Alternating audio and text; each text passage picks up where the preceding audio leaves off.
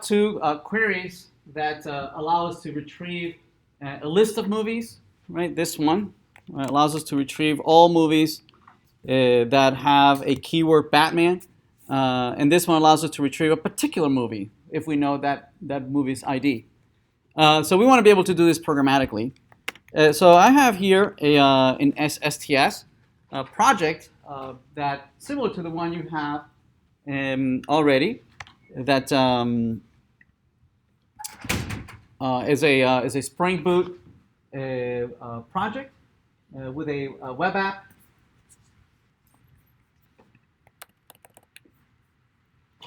Let's close these. Let's see. And so let's play around with a couple alternatives. Let's see. So you should already have a main web app directory, right, where you have your index page and your examples are in there already. Yes. All right. So let's play around with interacting with omdb.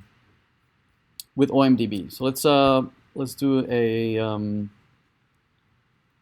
omdb API, and under there might be multiple ways that we can interact. I'm going to show you the easiest way, right? We'll show you a little more sophisticated alternatives, but it'll up to you which way you want to go.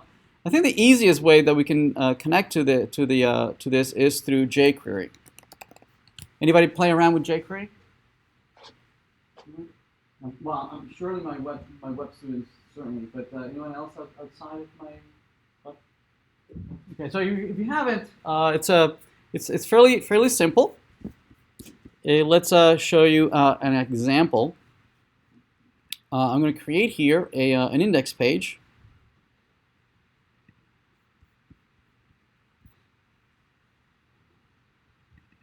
It will be index. There will be a lab with instructions, detailed instructions that will walk you through this, right? So there's no need for you to write this down. It'll be all in very really neat detail on how to follow this along. Okay. So here we have a page, and we'll have here maybe H1 integrating with omdb with jQuery. Okay, and let's save that. And let's run this project and see if we can get to this page. Let's see, where am I? Java, demo. There it is. So let's run this.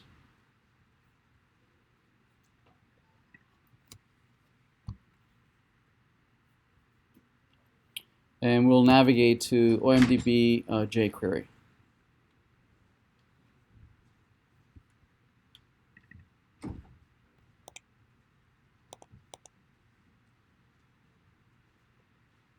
Okay, you say localhost 8080, so omdb API / jQuery.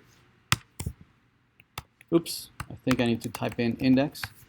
There it is. So integrating with omdb with jQuery. Okay. All right. So jQuery is it's a library. It's a JavaScript library that makes it easier to write JavaScript code. Right?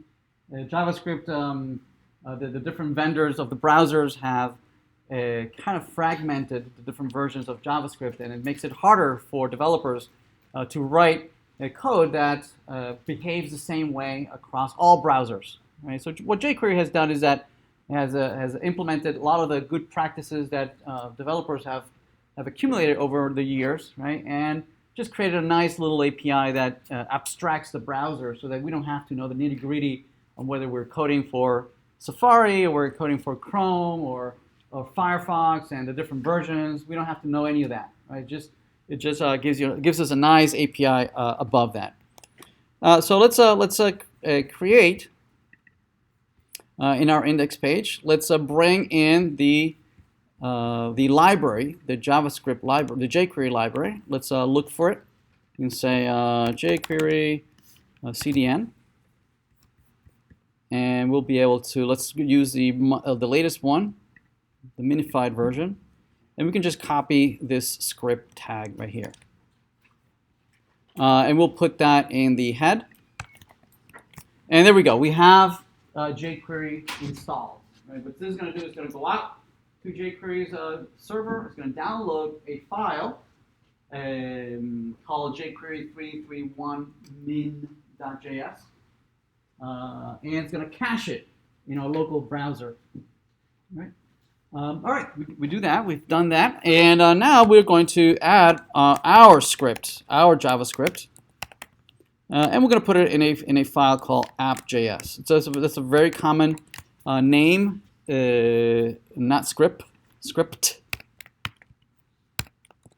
And we'll put our code in here in app.js.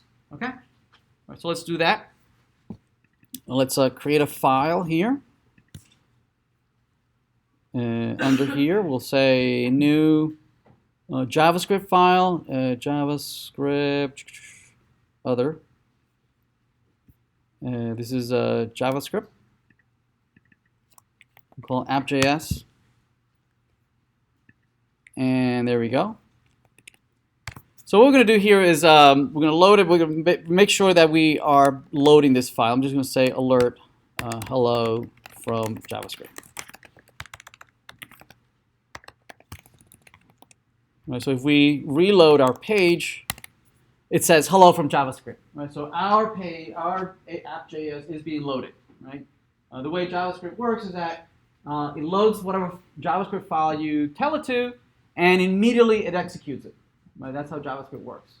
Right, so what it finds is the immediate alert. Right, that's why we see that. All right. So what do we want to do? We want to we're going to be using jQuery.